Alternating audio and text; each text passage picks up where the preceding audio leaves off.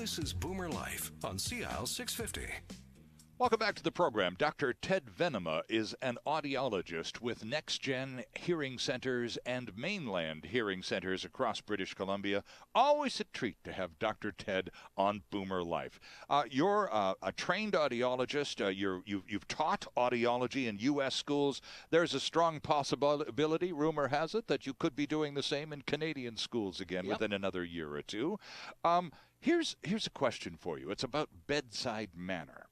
Doctors, medical doctors, don't get much time on bedside manners, and you can usually tell when they're kids and interns. They're a little rough around the edges.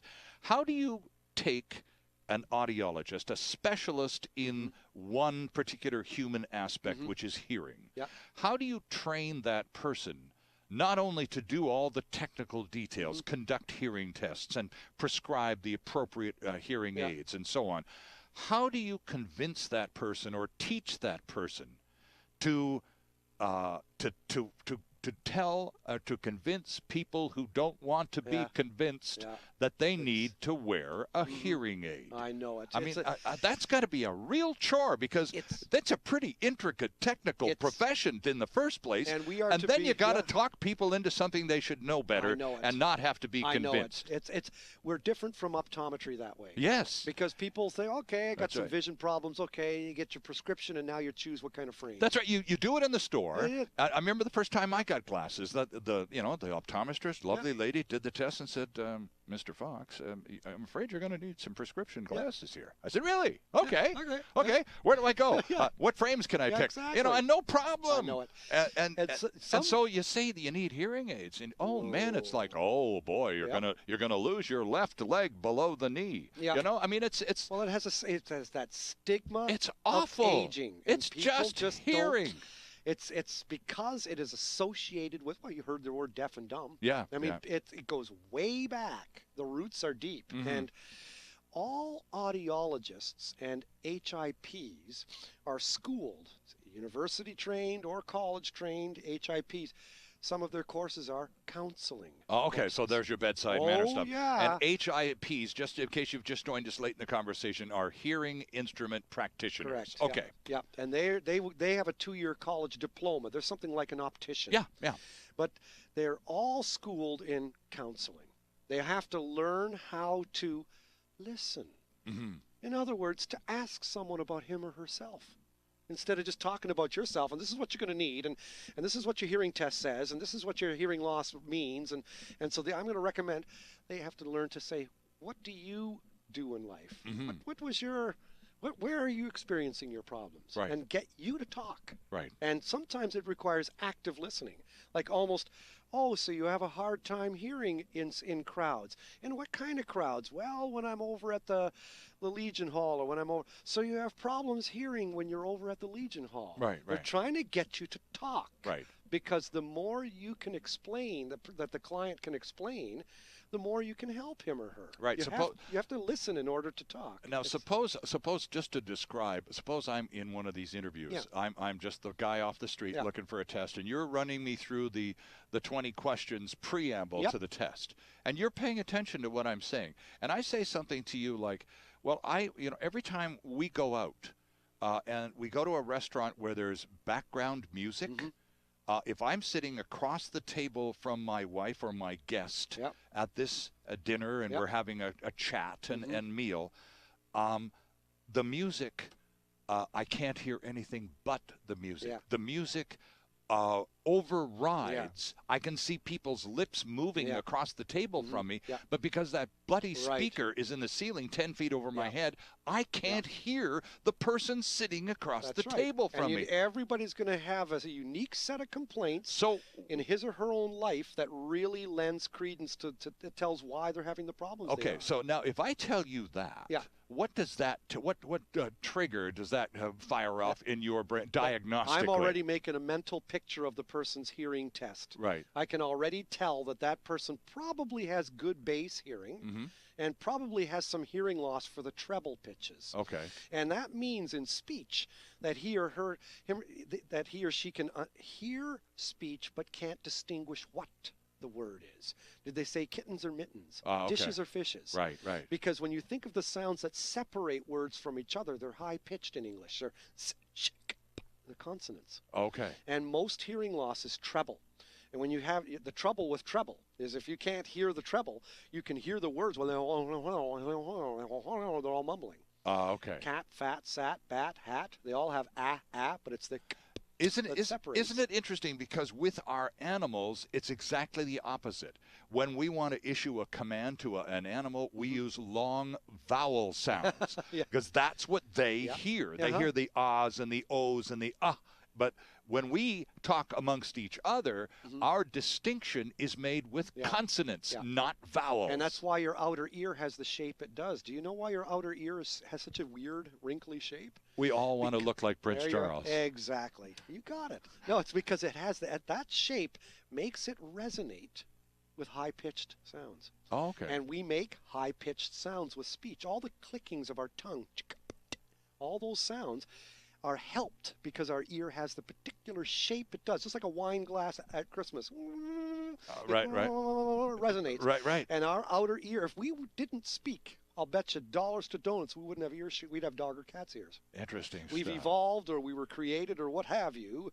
It's our ear. Nothing is there without a reason. But so when a person talks, that he or she has difficulty hearing in groups. Difficulty hearing when there's competing noise going on. Right, as the case with my friend. Right. That usually means treble hearing loss. And most hearing loss, by the way, is treble. So hearing aids are treble emphasis. They're not amplifying the boom of my voice. They're mostly amplifying the little distinct sound. Yes. And music, by the way, eine kleine Nachtmusik. Music is mostly in the low register of our hearing. 125 cycles in sound is low C. 250 cycles per second is middle C. And the high C is still 500 hertz or cycles per second.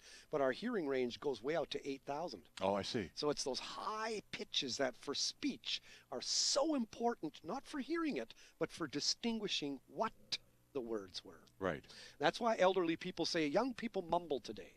They just don't speak Those clearly. kids, that's right. They mumble. Yeah. And it's like, well, the coin has two sides. They may mumble, but you also have trouble hearing loss. Right. Now let's just talk about that because, here, this is boomer life. Yeah. And we've touched on this before. I mean, part of being a boomer is being, a little smarter than you were when you were 25. One can only help. Smarter, hopefully, than you were when you were 45. Okay, so you get to this boomer stage and, you're pretty smart. Or at least you think you are, or you should be.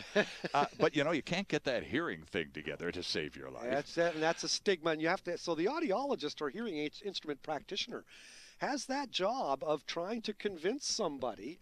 But, I try to get them to help themselves. Just think about it. You have nothing to lose by trying, because they're not going to cost you a dime. So try it for 90 days. Give it a shot. Find out, did it help in this situation? Did they help in that situation? Right. So, that's what I say to someone who's really hesitant to get hearing tested is you've got nothing to lose by checking it out. That's right, including your wallet, because it's free. To repeat, a hearing test, friends, is free.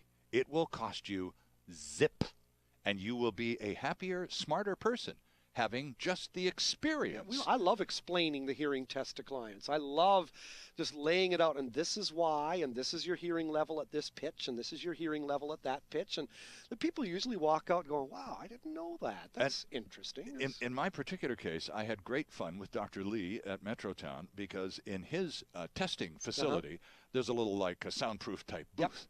And you have to respond to certain noises. And you either respond, in some cases, I know you use the raise your hand response. Some people push a button. I got the Jeopardy button. So I was a happy guy for 45 minutes in that booth. Hey, okay, got the Jeopardy button working really well. Going, not quick enough. But it is inexpensive, as in no cost.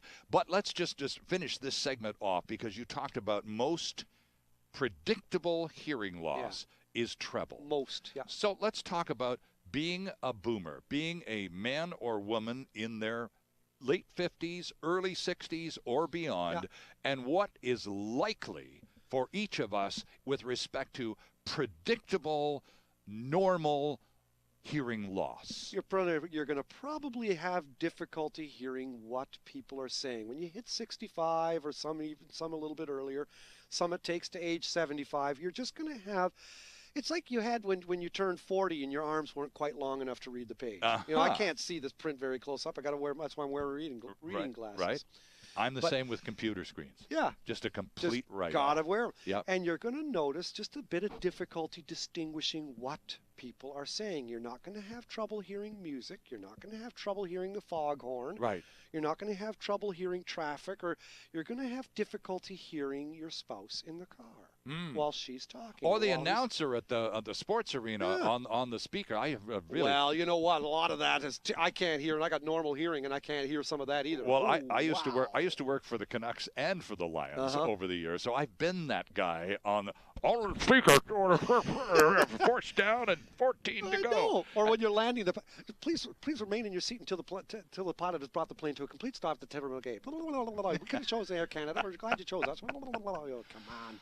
All right, hearing tests are free, and you want to just have a look at a great website and find out where you can go close by for a free hearing test given, and if you're lucky enough, as I was with Dr. Lee at Metrotown, by a really caring professional person.